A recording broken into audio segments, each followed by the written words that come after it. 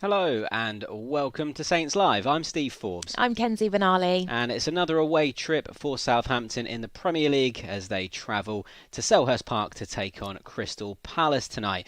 Now, joining us to discuss all things pre-match, we have former Saints captain Dean Hammond and a man who covered Southampton for nearly 20 years, Adam Leach. How are you doing, gentlemen? You well? Adam, let's come to you first.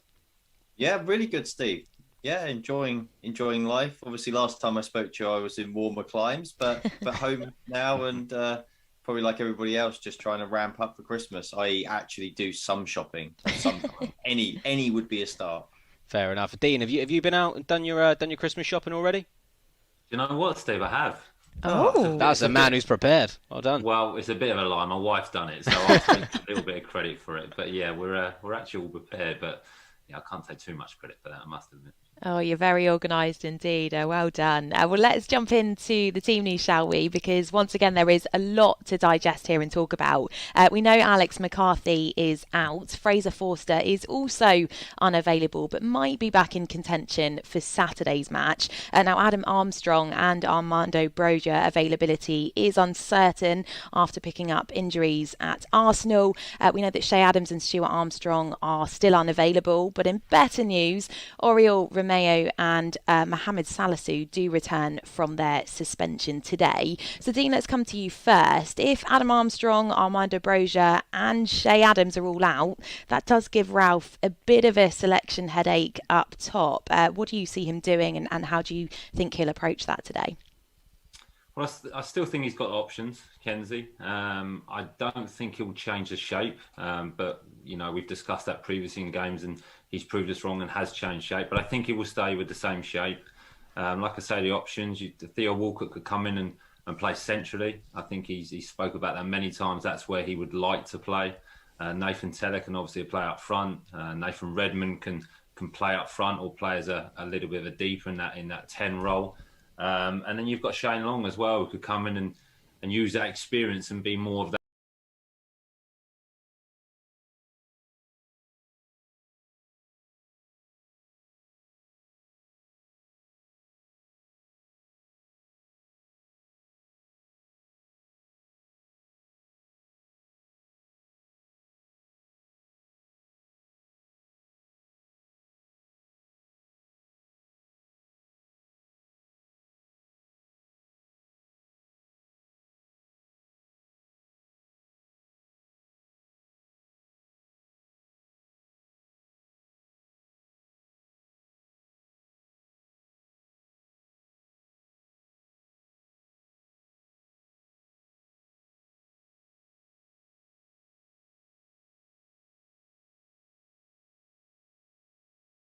Returning and Salisu as well. That strengthens the back line in the midfield, Adam, but looking a little thin on the ground potentially up top. What do you make of Ralph's selection issues tonight?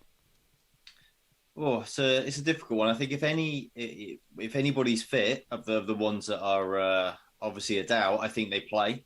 I think that's quite obvious because I think what Ralph will want is he'll want somebody who can lead the line. You don't. Okay, I don't. I agree with Dean. I don't think he'll change formation, and I agree again. I think there are options there, but I think in an ideal world, you want somebody who knows that position. And then you have somebody perhaps playing off of them who's perhaps a little less familiar with that position. Nathan Redmond is the obvious choice to move further up for me because he's been doing that. He's been playing as a 10, but to play him as an out-and-out striker, leading the line is probably a bit much to ask. And that's why I wonder if none of them are fit, whether he doesn't go with Shane Long. I mean, I know there's been some talk about it, and I understand that fans feel perhaps a bit frustrated and like going to Shane is perhaps seen as somewhat of a backward step because he's been at Saints a long time. He seemed to go out of favour and then he's back again and perhaps leading the line. But I think you've got to pick the right team for whatever game you're playing. And Shane has a lot of experience, as Dean said. If you need somebody to lead the line, you need somebody who's got that experience to hold the ball up, who will do what the things that Shane does. He'll chase down into the corners. Then I think that's the kind of guy that can lead the line, and then you can have somebody a little less experienced up front playing off of him. If he doesn't do that, I agree with Dean. I think you've got to call on Theo. I mean, he's here. He's an experienced player. If you get down to and it's a position he wants to play, and if you're getting down to this level of bare bones and you don't feel that you can pick him, then you start to question what kind of a signing he is and why he's even here, because these are the times that you want to be able to call on him and want to be able to rely on him to be a real leader for the team. Well, Dean, the good news is that both Oriol Romeo and Mohamed Salisu both returned from suspension. How good is it, and how big a boost is that for the side to have those two key players back? Huge. You use the word there, Kenzie. Key players. They really are key players, and they were sorely missed at the weekend against Arsenal, just because Oriol Romeo's experience and his ability within the middle of the park to control the game and influence the game. I think he was really, really missed. I think he's an exceptional player, and I've said it many times, Southampton are a better team when he's in the team. And Salisu has been so impressive. He's improved so much. I think the manager needs credit for the way he slowly introduced him and brought him into the team. And now he looks like a key player. He looks very, very comfortable at this level. I think he's improving all the time. Physically, we know he's strong. But I think his understanding of the game is improving. His positional sense is improving. He's very, very brave, and he looks like a good signing. So those two players coming into the team tonight, I think, will be very, very important, especially because they're good players and they improve the team. But also that, what we've just discussed, that Southampton don't have the attacking options that they normally have. So maybe we won't create as many chances tonight. Maybe we won't score as many goals as we maybe want to. So a clean sheet would almost be a must, if possible, tonight, to have a strong foundation, to give Southampton the ability to go and win the game. And Oriol Romeo and Salisu will play a big part in that. But both fantastic players, and I'm sure it will raise the group and a positive side of the group for them two players coming in tonight. Well, Salisu is one of four centre-backs up for contention for a starting place in tonight's team, Adam. And we asked Dean this question a couple of weeks back, but what do you think Southampton's best pairing at the back is? Oh, so it's a difficult one, Steve, and it's a difficult one for a nice reason, obviously, in that Saints actually have options. They've got four centre-backs, and you wouldn't be particularly nervous no matter which of them played or which combination played. I think it's fair to say, really, that Salisu is your number one choice now at centre-half, and then you are trying to decide who is the best person to partner him. You would have to say at the moment, in terms of if you were just trying to pick a pairing, him and Jan Bednarek, simply because they've played together so much and they've looked like they've got the nucleus of a good pairing. So then I guess if you look at the anchor, you look at Jack Steedman, you're starting to probably speculate ever so slightly more on which of those in a longer term would be the best alongside Salisu. Probably long term, I reckon that Ralph does see Salisu and Bednarek as his lead pair in that position. But I think that we've seen enough from Jack, obviously down the years, as well as this season. And we've seen enough of the emerging talent of Lianco to suggest that there's any number of pairings really that could work. But I think one thing Dean's mentioned in the past, and I wholeheartedly agree, is Saints have this ability now to play a left-footed, right-footed centre-half pairing, and I think that there is a massive advantage for teams that are able to do that in the Premier League. I think it really is something that's quite underrated. So at the moment, I would probably stick with Salisu and Bednarek as the top two choice. Well, we will be bringing you the team news in under 10 minutes time now, so make sure you get your comments in. Tell us who you'd like to see in that starting 11. As I said, we'll be bringing you the team news at 6:30. But it's time now to hear from the Saints boss. As you know, Saints jumped up to 15th in the league thanks to the Leeds defeat last night. And Ralph was asked in his press conference about the battle at the bottom of the Premier League table. It's for everybody a hard fight. For us, like for the other teams, I think we are trusting in us. We are believing in us, and we know that is every game a tough challenge for us. This is before the season not a surprise, and now even less. And for me, it's always a tough race until the end. In the past years, we could manage to have a period in the season where we took all our points, and from this then we moved on. And but the Premier League is especially over Christmas time is a very, very important term and a very intense term, and you have to be ready with your team for the tough challenges that are coming up. So, Dean, after this evening, there's going to be another 3 games before the end of the year for Southampton. As a man who's played in many a Christmas period of fixtures, just how important can this be? It can be really important, Steve. You know, it can give the opportunity to build momentum very, very quickly. There's lots of points to play for within that period. It will take you to halfway over the season, again, which is important, which you can analyse and evaluate where you are as a club and what you need to do in the second half of the season. It also can really influence what potentially you'll do as a club within January. Will you look to spend? Will you look to improve the squad? Are you happy with what you've got?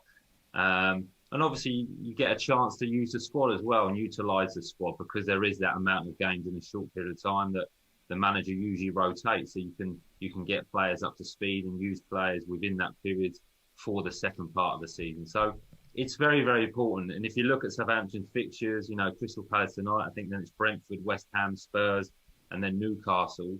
You look at 3 of those games, probably within that period, you're looking to get maximum points, really. Teams that are kind of around Southampton around the table. So there's some big fixtures for Southampton in that period, and they'll be looking to capitalise on that. So the festive period is important. It's a lots of games, which is, as players, you enjoy too much. They want games. They want to be winning games. So it gives you the opportunity to put a lot of points on the board in a short period of time, and that can really build confidence and belief. Well, Adam, we're going to rewind the clock back now to 2 years ago when Southampton was sat 18th in the league on 15 points at this stage in the season. They actually went on to win 4 of their next 5 games, beating Chelsea, Tottenham and Leicester. Does that just go to show how important a bit of momentum can be, particularly over the festive period? It's absolutely huge, Kenzie, just because there are so many matches. And I always say momentum is king. In football, that's really true. It's amazing how teams you don't expect get on runs you don't expect when they're playing back-to-back matches. And the same can happen in reverse. Teams can just so quickly lose a couple of matches, have a dent in confidence. Then you've got another couple of games really quickly. And before you know it, a blink of an eye, you've got 1 point in 4 games or something like that. And your whole season is turned around. So it is huge. And I think for Saints, this is really a very significant couple of games now. This match and then Brentford at the weekend, because these are good opportunities to get points on the board. And we all know that when we come back after Christmas Day, the fixture list looks a lot harder. There's a difficult period of games coming up. That's not to say there aren't a couple of winnable games in there for sure, but you've got some big teams coming up. You've got West Ham away. You've got to play Tottenham a couple of times. You've got United, City. This is going to be a tough old run for Saints coming back. So if you want to kind of keep the pressure off, which you do, then these 2 matches now are quite important for them, because they really want to get points on the board. You can't just be complacent that they were in a good position in the table. They really need to take maximum advantage now, get some points on the board, and then that just eases the pressure for those big and tough games that come after Christmas. Yeah, absolutely. It is an incredibly important time for Premier League teams. Now, we will be bringing you the team news in under a minute's time now. Lots of you sending us in your thoughts and comments before that. Gail Sampson has sent this one in. She's staying positive tonight and has also said, come on, Saints. Moses on Facebook, hello to you. He's watching from Nairobi, Kenya. He also says, come on, you Saints. Thanks for the support. Richard Price, good evening. He's tuning in all the way from Valencia. How wonderful. Chris Steels is also with us. Hello. He says Saints are going to win tonight. Feel like we are long due one. I agree with you there, Chris. Russ Ward says greetings from Gibraltar. Interested to see how we deal with the injuries tonight. Well, you won't have to wait too much longer, just about 10 seconds or so. And Andrew Kirby has said he's going for a 2-1 win for the Saints this evening. Do make sure you continue to send us in your thoughts. But before that, let's get to the team news, shall we? Because I can now reveal that Will Smallbone makes his first Premier League start of this season. That's since returning from a long-term knee injury. Adam Armstrong will miss out entirely, but Armando Broja is deemed fit enough to start. So let's take a look at that Southampton starting 11 in full then. In goal, Willy Caballero. The back four, Tino Livramento, Lianco, Mohamed Salisu and Carl Walker-Peters. In midfield, our captain, James Ward-Prowse and Oriol Romeu. And the front four, Nathan Redmond, Nathan Teller, Armando Broja and Will Smallbone. The Southampton substitutes then are as follows: Harry Lewis, Jan Valery, Jan Bednarek, Roman Perro, Ibrahima Diallo, Moussa Gineppo, Shane Long, Moy Elianusi and Theo Walcott. Dean, let's come to you then first. Great to see Will starting for the first time this season. Yeah, fantastic news for him. Obviously, the injury he's had and the personal challenges he's had is fantastic news for him. And yeah, great for him. It'd be interesting to see where he plays. You know, I don't think the formation again will change. It'd be interesting to see if he plays wide or if he plays more centrally as a midfield player or as a number 10, just to make the midfield a little bit stronger. But I think he'll probably play wide, and that will mean Nathan Redmond will come centrally with Broja up front. I think Nathan Teller will continue to play wide as well. So yeah, but it's brilliant news to see Will back, and he's a talent. He really is. He's a young boy learning his trade, but he does have abilities, and I'm sure he's looking forward to. I'm sure he's looking forward to the game today, and he's really excited. And with a young player coming in, and like I said, the challenges he's been through, he'll bring huge enthusiasm to the team, which sometimes can be needed from a younger player. And the older players, more experienced players, can thrive off that as well. So, yeah, be exciting and interesting to see where he plays tonight. Yeah, absolutely. We are delighted for him. Adam, let's come to you then on your thoughts on this starting 11. I mean, we spoke about that centre-back pairing. We've gone for Lianco and Mohamed Salisu. What do you make of that and the team as a whole? Yeah, an interesting centre-back pairing, Kenzie. I like it as well. I mean, we said that Bednarek was kind of the de facto first pairing because they play together so much, but Ralph does have these options, and this looks like a good pairing to me, and I'll be interested to see how it works. But obviously the big headline is Will Smallbone coming back. It's a big call from Ralph.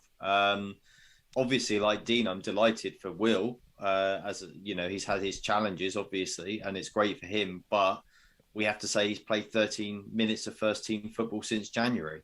That's not a lot to come back in at kind of this level of competitiveness.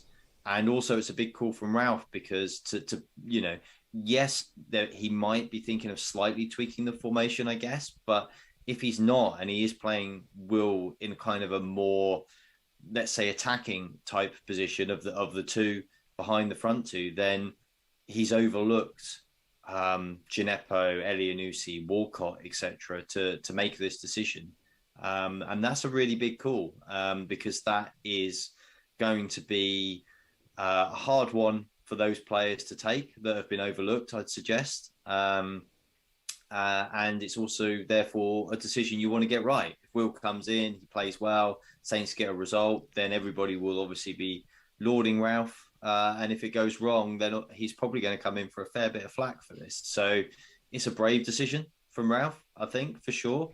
I would say I'm pretty on the fence as to how it will go. It kind of depends on how he's lining the team up, I think. I would like to see them in the same formation, but I do wonder whether Will's selection suggests he may be heading to slightly more of a 4-5-1 type formation tonight.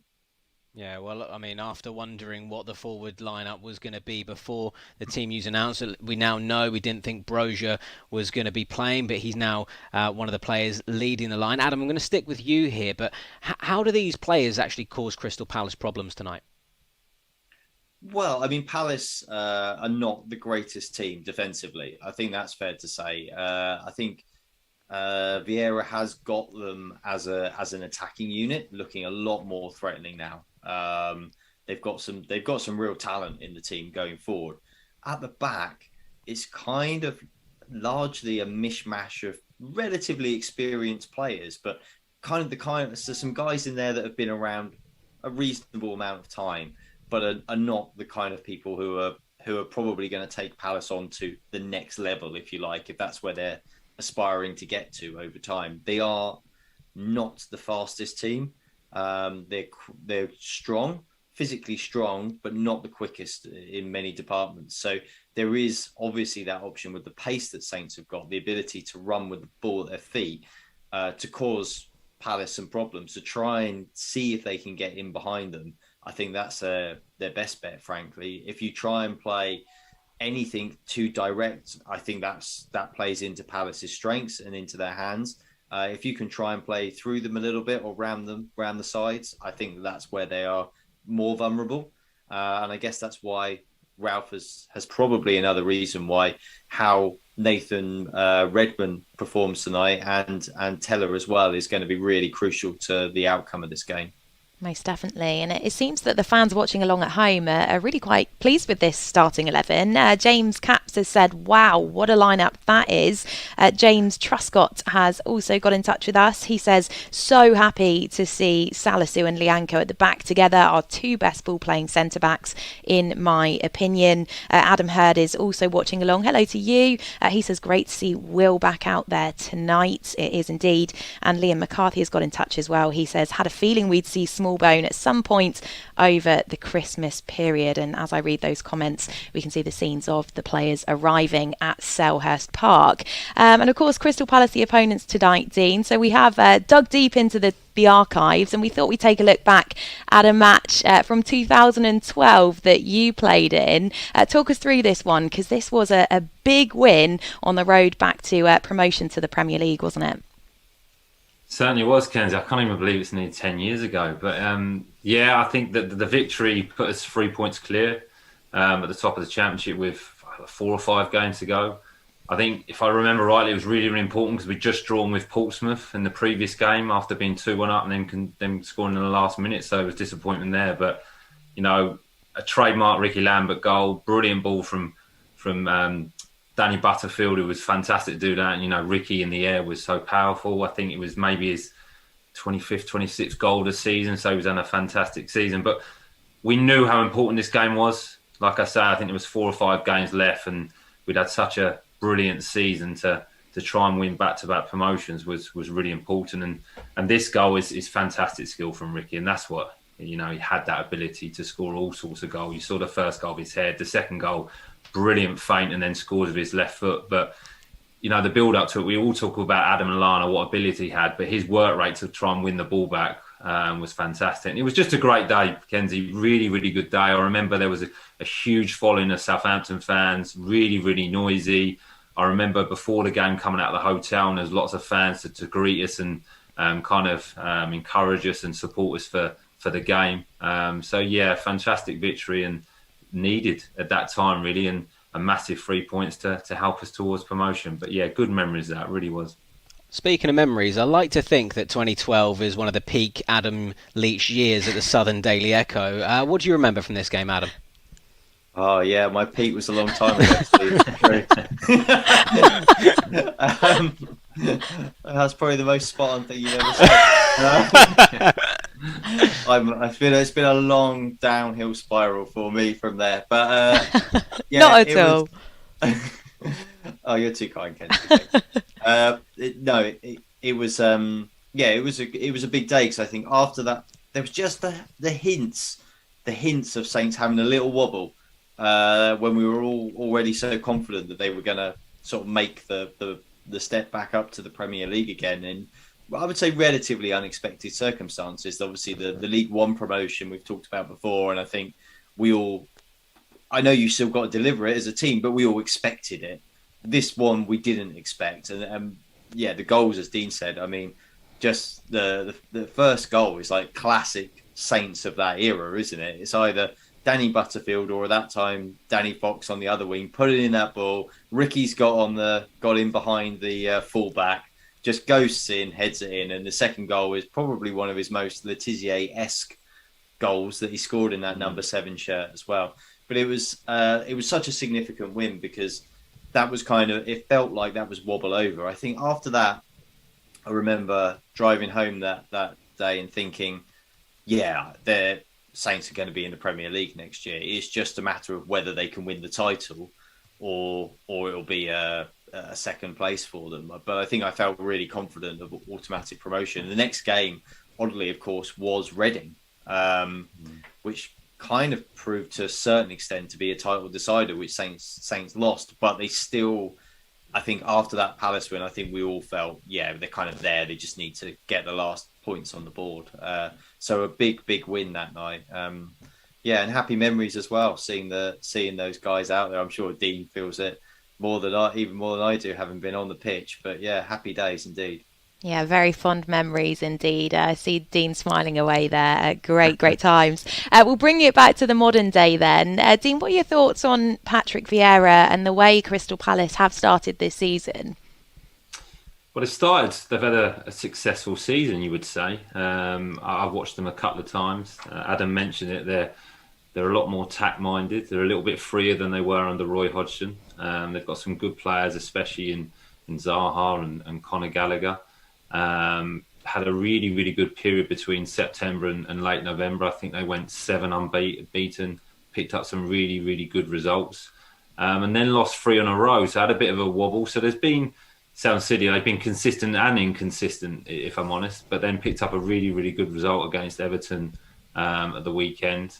But yeah, they've got some good players. Conor Gallagher is an exceptional talent. He really is. He's scored some fantastic goals, worked really hard. He's got into the England squad. Zaha looks like he's got a new lease of life, really. It looks like he's enjoying playing for Crystal Palace again. And I'm sure Patrick Vieira has had a massive role to play in that. You know, he must have so much respect from the players because of the player he was. And I must admit, I didn't know how this was going to go. You know, Patrick Vieira's not had the best resume as a manager as of yet, but was a fantastic player. But I'd say they're a better team than they were under Roy Hodgson, and it needed a change. But yeah, they've got a very good home record. I think they've only lost once at home this season. Concede goals though, like Adam mentioned, so they are vulnerable. You know, if anything they want to improve will be defensively, but they are an attacking threat and they are good at home. So yeah, they've had a decent season so far. Now, if Saints win tonight, they'll be level on points with Palace, and it's kind of interesting that Palace are perceived to have had quite a good season so far, whereas Southampton have been struggling. The table is pretty tight, and as I said, by 10 p.m. both teams could be level on points. Adam, where do you make of, or what do you make of where both teams are at the moment? Yeah, it's all perception in a way, I think, Steve, and it's perception and hype to a certain extent, isn't it? That goes around kind of how people feel about where teams are.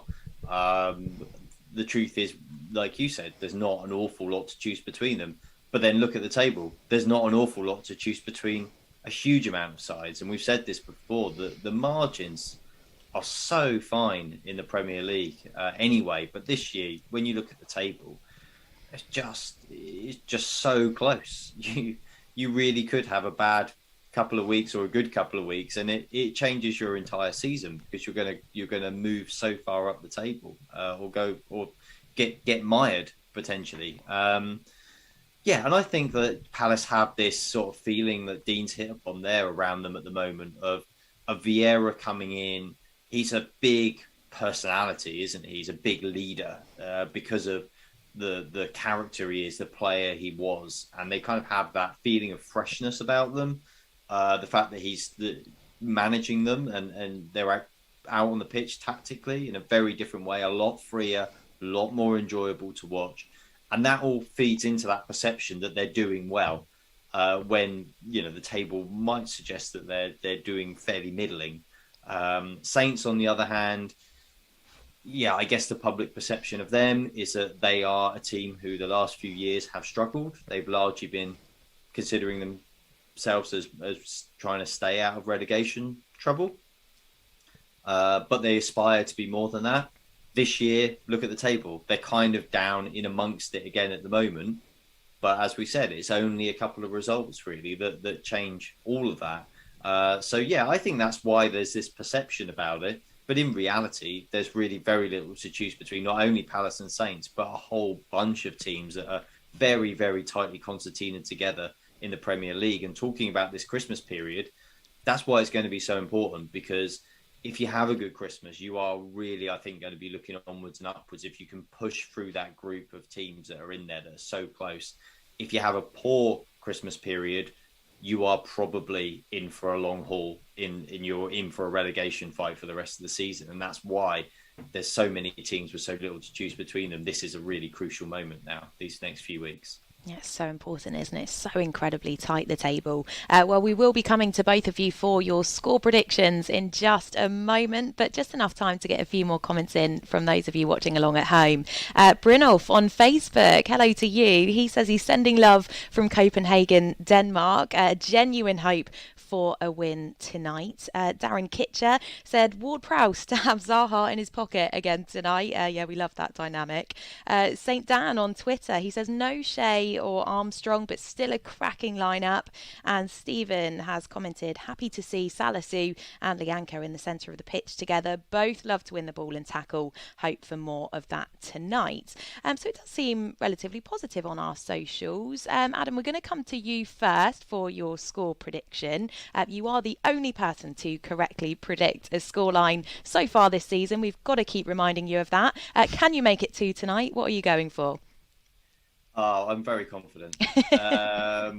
Because my 1 is from 1 out of 8, maybe. I mean, let's be honest, it's not a sterling record, but it's obviously better than everybody else. So I'm just living off of that at the moment. But I think, as I mentioned earlier, I honestly think this is a really important couple of games for Saints. Nothing's decided after these 2 games, of course.